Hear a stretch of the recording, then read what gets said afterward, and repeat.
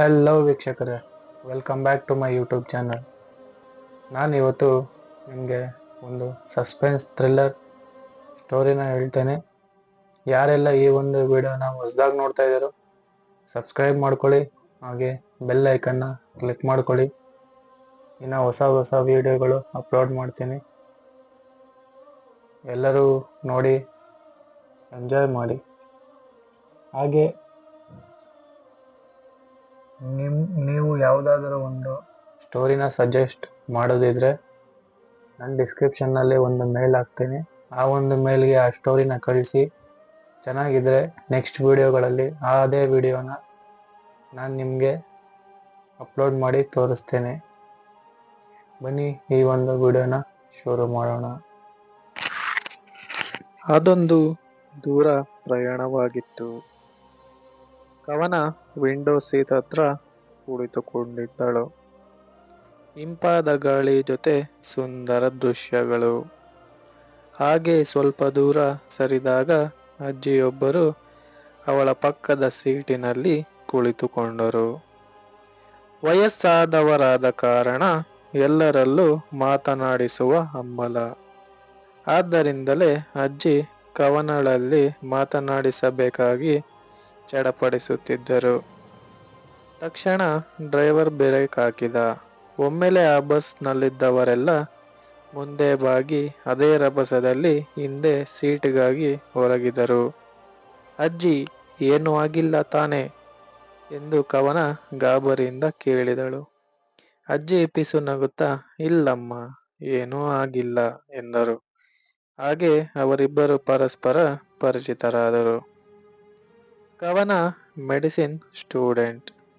ರಜೆಯಲ್ಲಿ ಅಜ್ಜಿ ಮನೆಗೆ ಹೋಗಬೇಕೆಂಬ ಆಸೆಯಿಂದ ರಾಜಾಪುರಕ್ಕೆ ಪಯಣ. ಆದರೆ ಅಜ್ಜಿ ಎಲ್ಲಿ ಹೋಗಬೇಕೆಂದು ಕೇಳಿದಾಗ ಅವರು ಸ್ಪಷ್ಟವಾಗಿ ಉತ್ತರಿಸದೆ ಇಲ್ಲೇ ಹತ್ತಿರ ಎಂದು ಸುಮ್ಮನಾದರು.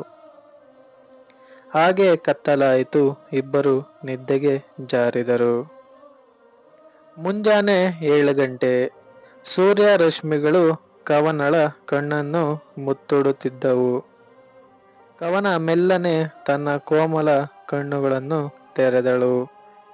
ನಿಧಾನವಾಗಿ ಪಕ್ಕದ ಸೀಟಿಗೆ ಕಣ್ಣು ಹಾಯಿಸಿದಾಗ ಅಜ್ಜಿ ಅಲ್ಲಿಲ್ಲ. ಅರೆ, ಅಜ್ಜಿ ಎಲ್ಲಿ ಹೋದರು?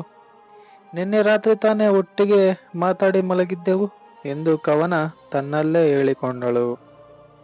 ಆದರೂ ಏನೋ ಅನುಮಾನದಲ್ಲಿ ಅವಳು ತನ್ನ ಹಿಂದಿನ ಸೀಟಲ್ಲಿ ಕುಳಿತುಕೊಂಡಿದ್ದ ಹೆಂಗಸರಲ್ಲಿ ವಿಚಾರಿಸಿದಳು. ಯಾರು? ನಿಮ್ಮ ಪಕ್ಕದಲ್ಲಿ ಹಾಗೆ ಕುಳಿತುಕೊಂಡಿರಲಿಲ್ಲ ಅಲ್ವಾ? ನಾನು ನಿಂದೆಯಿಂದಲೇ ನಿಮ್ಮನ್ನು ವೀಕ್ಷಿಸುತ್ತಿದ್ದೆ. ನೀವು ನಿಮ್ಮಷ್ಟಕ್ಕೇನೆ ಮಾತನಾಡುತ್ತಿದ್ರಲ್ಲ. ನಾನೇನೋ ಈಗದ ನ್ಯೂ ಜನರೇಷನ್ ಅಲ್ವಾ, ಅದೇನೋ ಕಿವಿಗೆ ಸಿಲುಕಿಸಿ ಶೋಕಿ ಮಾಡುತ್ತಿರಬಹುದು ಎಂದು ಸುಮ್ಮನಾದೆ ಎಂದು ಆ ಹೆಂಗಸು ಉತ್ತರಿಸಿದರು. ಕವನಾಳಿಗೆ ಇದೆಲ್ಲ ಕೇಳಿದಾಗ ಆಶ್ಚರ್ಯವಾಯಿತು. ತನ್ನಲ್ಲಿ ತನಗೇ ಅನುಮಾನ ಶುರುವಾಯಿತು. ಹಾಗಾದರೆ ತಾನು ನಿನ್ನೆ ಇಡೀ ದಿನ ಆ ಅಜ್ಜಿಯಲ್ಲಿ ಮಾತನಾಡಿದ್ದೆಲ್ಲ ಸುಳ್ಳ ಎಂದು ಕವನ ತನ್ನಲ್ಲೇ ಪ್ರಶ್ನಿಸಿದಳು. ಅವಳಿಗೆ ತನ್ನ ಪಕ್ಕದ ಸೀಟ್ ನೋಡುವಾಗ ಆ ಅಜ್ಜಿ ಕುಳಿತುಕೊಂಡು ಮುಗುಳ್ನಗೆಯುವಂತೆ ಭಾಸವಾಗುತ್ತಿತ್ತು. ಅಂತೂ ಕವನ ತನ್ನ ಅಜ್ಜಿ ಮನೆಗೆ ಬಂದು ಸೇರಿದ್ದಳು. ಕವನಾಳ ಅಜ್ಜಿ ಮುತ್ತವ್ವ. ತನ್ನ ಮೊಮ್ಮಗಳು ಬರುವುದೆಂದು ಎಲ್ಲಿಲ್ಲದ ಆನಂದ. ಹಾಗೇನೆ ಮೊಮ್ಮಗಳಿಗೆ ಇಷ್ಟವಾದ ಎಲ್ಲ ತಿಂಡಿ ತಿನಿಸುಗಳನ್ನು ಮಾಡಿಬಿಟ್ಟಿದ್ದರು. ಕವನ ಎಲ್ಲವನ್ನು ಖುಷಿಯಿಂದ ಸೇವಿಸಿದಳು.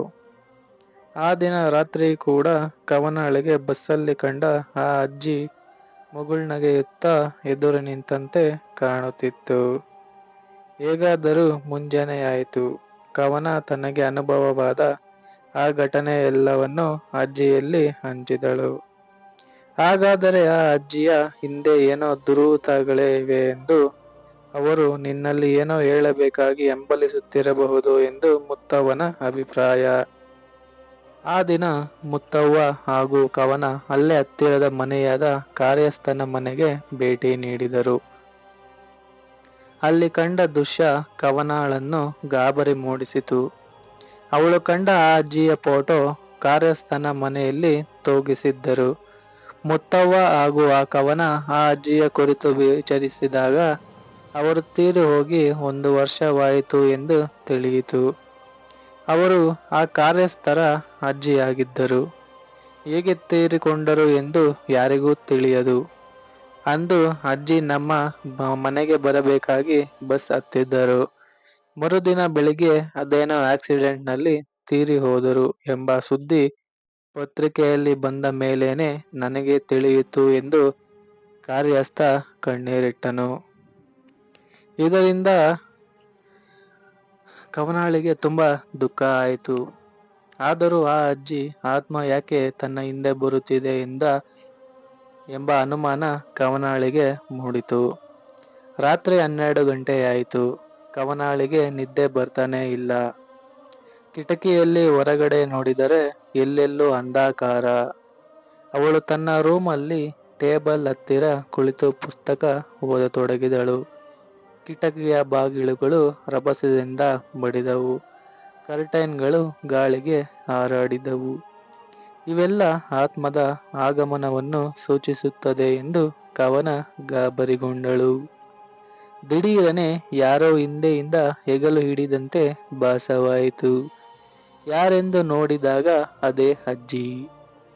ಕವನಾಳು ಏನು ಮಾಡಬೇಕೆಂದು ತೋರದೆ ಸುಮ್ಮನಾದಳು. ಮಗು, ನನ್ನ ಕುರಿತು ಈಗಾಗಲೇ ನೀನೆಲ್ಲವನ್ನೂ ತಿಳಿದಿದ್ದೀಯ. ಆದರೂ ನಿನ್ನನ್ನು ನಾನು ಹಿಂಬಾಲಿಸುತ್ತಿದ್ದೇನೆ. ಯಾಕೆಂದರೆ ಅಂದು ರಾತ್ರಿ ಆದ ಘಟನೆಯನ್ನು ಅರಿತವರಾರೂ ಇಲ್ಲ. ಅಂದು ನಾನು ಮೊಮ್ಮಗನನ್ನು ಭೇಟಿಯಾಗುವ ಖುಷಿಯಲ್ಲಿ ಬಸ್ ಹತ್ತಿದ್ದೆ. ಆದರೆ ರಾತ್ರಿ ಉಂಟಾದ ಘಟನೆಯಿಂದ ನನ್ನ ಮೊಮ್ಮಗನನ್ನು ಕಣ್ಣು ತುಂಬ ನೋಡಲು ಸಾಧ್ಯವಾಗದೆ ಹೋಯಿತು ಎನ್ನುತ್ತಾ ಆ ಆತ್ಮ ಅಳುತ್ತಿತ್ತು. ಕವನಾಳಿಗೆ ಏನಾಗಿರಬಹುದೆಂದು ತಿಳಿಯಲಿಲ್ಲ. ನನ್ನ ಪಕ್ಕ ನಿನ್ನಷ್ಟೇ ಪ್ರಾಯದ ಹುಡುಗಿ ಕುಳಿತಿದ್ದಳು. ನನ್ನಲ್ಲಿ ಬಹಳ ಚೇಷ್ಟೆಯಿಂದ ಮಾತನಾಡಿಸುತ್ತಿದ್ದಳು. ನಮ್ಮ ಹಿಂದಿನ ಸೀಟ್ನಲ್ಲಿ ಕುಳಿತುಕೊಂಡ 2 ಯುವಕರು ಆ ಹುಡುಗಿಯನ್ನು ಹೊಂಚು ಹಾಕುತ್ತಿದ್ದರು. ಆ ರಾತ್ರಿ ಬಸ್ನಲ್ಲಿ ಎಲ್ಲರೂ ಗಾಢ ನಿದ್ರೆಯಲ್ಲಿರುವಾಗ ಆ ಯುವಕರು ಅಮಲು ಪದಾರ್ಥ ಸೇವಿಸಿ ಹುಡುಗಿಗೆ ಕಿರುಕುಳ ನೀಡಲೆತ್ನಿಸುತ್ತಿದ್ದರು. ತಟ್ಟನೆ ನನಗೆ ಎಚ್ಚರವಾಗಿ ಅವರನ್ನು ತಡೆಯಲೆತ್ನಿಸಿದೆ. ಹಾಗೆ ಅವರೊಂದಿಗಿನ ಹಿಡಿದ ಎಳೆತದಲ್ಲಿ ಅವರು ನನ್ನನ್ನು ಹಿಂದಕ್ಕೆ ನೂಕಿದಾಗ ನನ್ನ ತಲೆ ಸರಳಿಗೆ ತಾಗಿ ಮೂರ್ಛೆ ತಪ್ಪಿದ್ದೆ. ಆ ಹುಡುಗಿಗೆ ಎಚ್ಚರವಾಗಲಿಲ್ಲ. ಡ್ರೈವರ್ನದ್ದು ಬೇರೆಯೇ ಕೊಠಡಿಯಾದ ಕಾರಣ ಆತನಿಗೆ ಏನೂ ತಿಳಿಯಲೇ ಇಲ್ಲ. ಅವರು ನನ್ನನ್ನು ಏನಾಯಿತು ಎಂದು ಸಹ ನೋಡದೆ ಬಸ್ನಿಂದ ಹೊರದಬ್ಬಿದ್ದರು. ಹಾಗೆ ತುಂಬಾ ಹೊತ್ತು ರೋಡಲ್ಲಿ ನಾನು ಕೂಗಿದೆ. ಯಾರೂ ಕೇಳಿಸಲಿಲ್ಲ.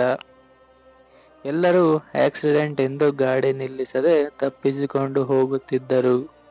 ಹಾಗೆ ನೀರಿಗಾಗಿ ಅರಚುತ್ತಾ ಅಲ್ಲೇ ಪ್ರಾಣ ಕಳೆದುಕೊಂಡೆ ಎನ್ನುತ್ತಾ ಆತ್ಮ ಬಿಕ್ಕಿ ಬಿಕ್ಕಿ ಅಳತೊಡಗಿತು. ಇದನ್ನು ಕೇಳಿದ ಕವನಾಳಿಗೆ ಸಂಕಟವಾಯಿತು. ಅಂದು ನೀನು ಹತ್ತಿದ್ದ ಬಸ್ನಲ್ಲೇ ಆ ನೀಚ ಯುವಕರಿದ್ದರು. ಅವರು ನಿನ್ನನ್ನು ಹೊಂಚು ಹಾಕಿದ್ದರು. ನನಗಾದ ನೀಚತನ ಇನ್ಯಾರಿಗೂ ಬರಕೂಡದು. ನಾನು ಆ ಮೃಗಗಳಿಂದ ನಿನ್ನನ್ನು ಸಂರಕ್ಷಿಸಲಿಕ್ಕಾಗಿ ಹಿಂಬಾಲಿಸಿದೆ. ಅವರು ನಿನ್ನನ್ನು ಮುಟ್ಟದಂತೆ ತಡೆಗಟ್ಟಿದೆ. ನನ್ನ ಮೊಮ್ಮಗನನ್ನು ನೋಡಬೇಕೆಂಬ ಆಸೆಯನ್ನು ನಿನ್ನ ಮೂಲಕ ಈಡೇರಿಸಿದೆ ಎಂದು ಆ ಆತ್ಮ ಕವನಾಳ ಮನಸ್ಸನ್ನು ದುಃಖವಾಗಿ ಆವರಿಸುವಂತೆ ಮಾಡಿತು. ಕಂಬನಿ ಹನಿಯಾಗಿ ನೆಲಕ್ಕೆ ಹರಿದವು. ನಿಮ್ಮ ಮರಣಕ್ಕೆ ಕಾರಣವಾದ ಆ ಯುವಕರಲ್ಲಿ ಸೇಡು ತೀರಿಸಿಕೊಳ್ಬೇಕು ಅನಿಸುತ್ತಿಲ್ಲವೇ ಎಂದು ಕವನ ಕೇಳಿದಾಗ, ಜನನ ಮರಣ ಆ ದೇವನಿಗೆ ಬಿಟ್ಟಿದ್ದು. ನನ್ನ ಆಯುಷ್ಯ ಅಷ್ಟೇ ಎಂದು ತೃಪ್ತಿ ಪಡುತ್ತೇನೆ. ಅವರಿಗೆ ತಕ್ಕ ಶಿಕ್ಷೆ ಆ ಭಗವಂತ ನೀಡುವನು. ಆದರೆ ಇನ್ನೇನಾದರೂ ನೀಚ ಪ್ರವೃತ್ತಿ ಉಂಟಾದರೆ ಅವರನ್ನು ನಾನೇ ಎದುರಿಸುವೆ ಎನ್ನುತ್ತಾ ಆ ಆತ್ಮ ವಾತಾವರಣದಲ್ಲೆಲ್ಲೋ ಮಾಯವಾಯಿತು. ನೋಡಿದ್ದಲ್ಲ ಗೈಸ್, ಯಾರಿಗೆಲ್ಲ ಈ ಒಂದು ವಿಡಿಯೋ ಇಷ್ಟ ಆಯಿತೋ ಲೈಕ್ ಮಾಡಿ, ಶೇರ್ ಮಾಡಿ ಹಾಗೂ ಸಬ್ಸ್ಕ್ರೈಬ್ ಮಾಡಿ.